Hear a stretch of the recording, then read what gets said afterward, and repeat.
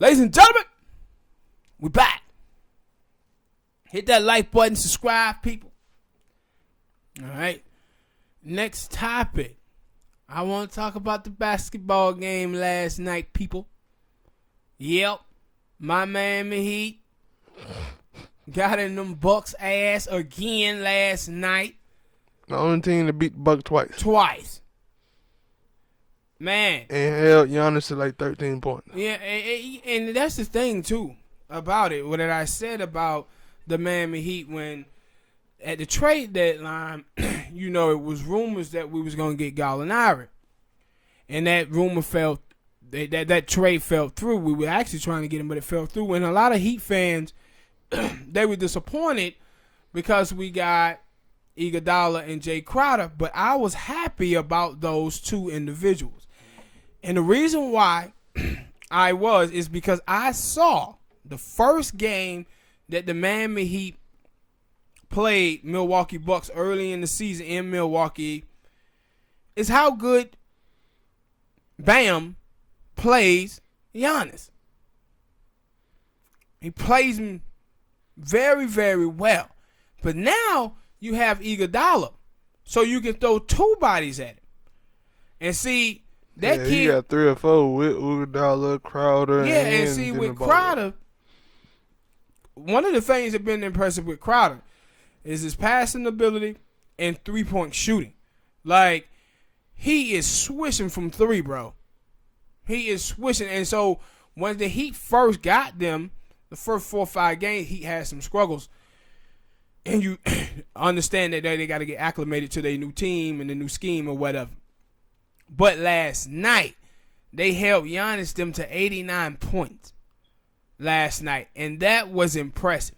And people, I remember after watching the first half of the game, it goes to halftime, and Grant Hill and Parker, they was talking about, yeah, but you got to feel good if you Milwaukee because the Heat hit all these 3-point shots. Can they continue it? And Giannis didn't play very well, so you know in the second half he going to come out. I was like, did y'all not watch that first game with the Miami Heat and the Milwaukee Bucks? Because 3-point shooting that the Heat put on last night was the same type of barrage of 3-point shooting that the Heat put on them in the first game in Milwaukee. It was the same thing. And when you saw one of the dudes that were killing them in the first game, killed them tonight, early on in the game. And that was, Talking about Dragic? No. Damn it, I forgot it. Kelly. Kelly Olynyk? Yeah, Kelly Olynyk. Kelly Olynyk was swishing threes on them big time in the last game. And so, when you see the Miami Heat with the Milwaukee Bucks, the Heat matches up well with them because of Bam. And I said, you watch Bam, he couldn't get anything on Bam. When Bam had him in the post, Bam made him take tough shots.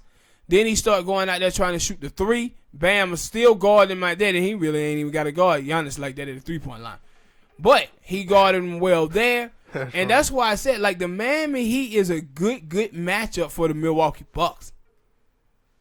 I said at this point, and that's why I said the Heat matchup that the Heat don't want to play the Celtics.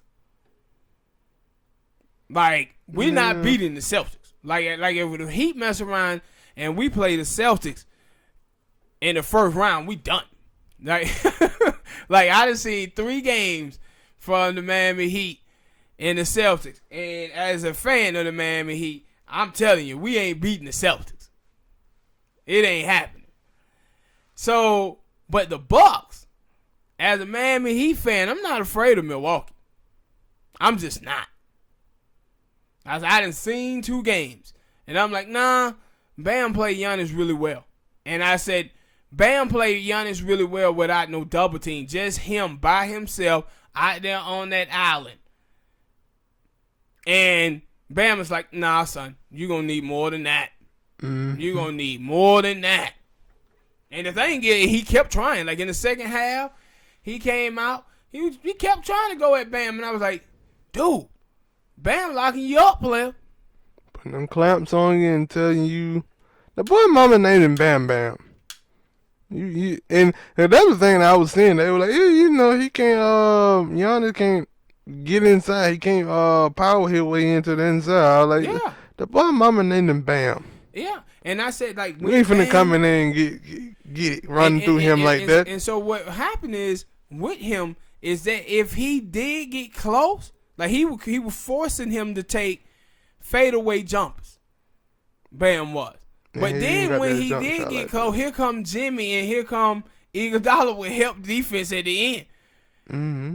And everybody get a hand in. Yeah, and so they was locking him up. And I was like, and he kept taking those 3-point shots in the third and fourth quarter. I'm like, yeah, shit, we got this. He gonna take this. We most definitely gonna get. But he couldn't get anything inside on the Heat last night. That's cold-blooded, man. Yeah, you let him shoot threes if that's what he want to do. Every now and then he'll knock one down. Yeah, every now and then. But see, that's the thing for the Heat going forward is can the Heat get better defensively? Offensively, I'm pretty sure how the Heat going to perform. That's why they was like, yo, can the Heat continue to make these 3-point shots? I'm like, on Milwaukee? Yeah. Yeah. Say when the Heat struggles on offense, it's not when Heat are getting open 3-point shots. If they get open 3-point shots, they knocking them down. It's when they taking bad ones. And that's when the defense on the pick and roll, they getting around or getting under that pick and roll and forcing the Heat to take bad 3-point shots. But with Milwaukee, no, they didn't have none of those problems in this game last night or the game early on in the season. The Heat just getting their shots off. Mm-hmm. And when they do that, yeah, good luck. And that's why when you see the Heat and the Heat is playing and Jimmy Butler don't have to lead the Heat offensively, where he can just play defense and, rebound and stuff like that and assist, yeah, that means the Heat is rolling, son. Mm-hmm. Rolling. And the thing is about man, I just want him to be more aggressive. Kendrick Nunn on the offensive end. Because when Kendrick Nunn is being aggressive on the offensive end, looking for his shot, that starts the momentum for the Heat. And the thing is now with the Heat, that second unit, I love that second unit that's coming into the game now with the Miami Heat. But that's the thing for the Miami Heat for the rest of the games of the season. Is them really locking down and getting control of that defense, because that's when they had that little spat. I think they had lost like 8 or 13 or something like that. It was the defense just sagged off. Sagged off. And that's why I really be glad when... Lost a couple of them at home. Yeah. Some bad losses to the Hawks and...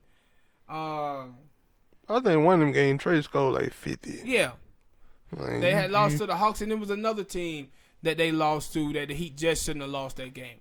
The Cavs. They lost to the Cavs as well. Yeah, definitely Cavs. So, well, both the Heat, the Hawks and the Cavs, but like when... Trey out here scoring 50. And see, that's the thing. The thing about the Heat is that you got to carry defense on the road. And that's what you see. The defense don't travel to the road. And that's when they lose all these games. But that's why the Heat wanted to get Andre Iguodala. That's why they wanted to get a Jae Crowder to try to get better defensively. And my hope and wish is I'm hoping that Tyler Hero can hurry up and get back. Leonard can hurry up and get back so Coach can kind of figure out his rotation before the playoff begin. True. Well, all right, people, hit that like button. Subscribe if you're a Miami Heat fan. Tell me what you thought about that game last night. If you're a Milwaukee Bucks fan, tell me what you guys thought about that game. And if you're a Milwaukee Bucks fan, don't come up on this goddamn channel talking about, hey, man, we were coming off a back-to-back game because you were 8-0 in back-to-back games. Before last night, you just got your ass whooping the minute. All right.